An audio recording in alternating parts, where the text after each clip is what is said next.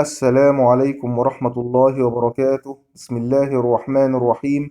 ربنا ولا تحمل علينا إصرا كما حملته على الذين من قبلنا. ربنا ولا تحملنا ما لا طاقة لنا به واعف عنا واغفر لنا وارحمنا أنت مولانا فانصرنا على القوم الكافرين. صدق الله العظيم. أهلا بحضراتكم. إن شاء الله في حلقتنا النهاردة هنتكلم عن الوصفة دي مكوناتها بسيطة جدا، موجودة يعتبر في كل بيت من بيوتنا.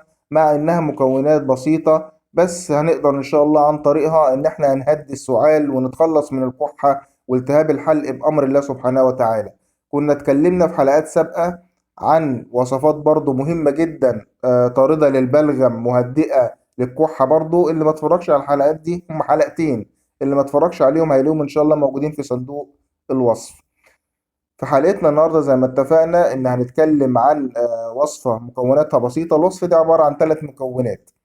ال3 مكونات دول بيعتبروا مكملين لبعض زي ما هنشوف. وصفة سهلة، تحضيرها سهل. يلا نحضرها مع بعض. بس الأول صلوا وسلموا على الشفيع المشفع، اللهم صل وسلم وبارك على سيدنا محمد وعلى آله وصحبه وسلم. أهلا بكم مرة تانية. نيجي الأول مكون من مكونات وصفتنا، القرنفل. طبعا القرنفل غني عن التعريف، بيحتوي على خصائص مواد مطهرة، بيحتوي على مركب أو مادة اسمها الأوجينول. المادة دي قوية جدا، بتعتبر طاردة للبلغم، بتقتل البكتيريا والفيروسات والفطريات اللي موجودة في الحلق. كمان القرنفل بيعتبر مسكن للآلام، عشبة في منتهى القوة ما شاء الله عليها. طبعا هناخد أول حاجة 6 من دبابيس القرنفل، 6 دبابيس، 2 3 4 5 6. دي أول حاجة هنعملها. دي كده القرنفل، خدنا 6 دبابيس. نيجي لتاني مكون من مكونات الوصفة بتاعتنا، الزعتر. الزعتر برضو بيعتبر أحد أقوى مضادات الأكسدة، ما شاء الله عشبة قوية جدا، مهمة جدا لالتهاب الحلق والتهاب اللوزتين، مهدئ للكحة والسعال الجاف، بيعتبر طارد للبلغم. عشبة برضو قوية جدا. هناخد منها معلقة صغيرة ونبتدي إن شاء الله نصب عليهم المية المغلية. نصب ميتنا تكون مغلية كويس.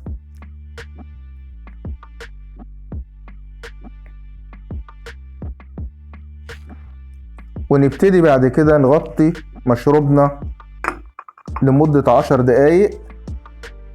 بعد ال10 دقايق ان شاء الله هنضيف المكون الثالث زي ما قلنا، ونبتدي ان شاء الله نتكلم عن الجرعة المطلوبة في اليوم، نشربه قد ايه في اليوم عشان نقدر ان شاء الله ان احنا نتخلص من الكحة والسعال والتهاب الحلق بأمر الله سبحانه وتعالى. بعد ال10 دقايق نبتدي نقلب المشروب بتاعنا.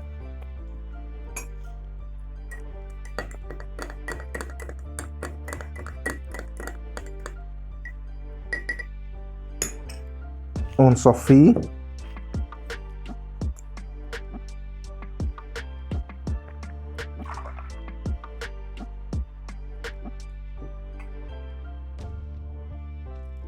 تمام كده. ونبتدي نضيف المكون الثالث اللي احنا قلنا عليه. هنحط بضع قطرات من الليمون، بضع قطرات من الليمون.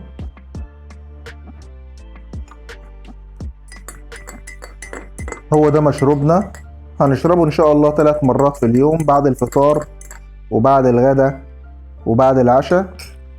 في نقطة مهمة عايز اتكلم عليها، ان المشروب ده بيحظر، ما ينفعش فيه 2 يشربوه، السيدات المرضعات والسيدات الحوامل. لو الفيديو عجب حضرتك ما تنساش تعملي لايك وكومنت جميل. انتظروني في حلقات قادمة. شكرا لحضراتكم، والسلام عليكم ورحمة الله وبركاته.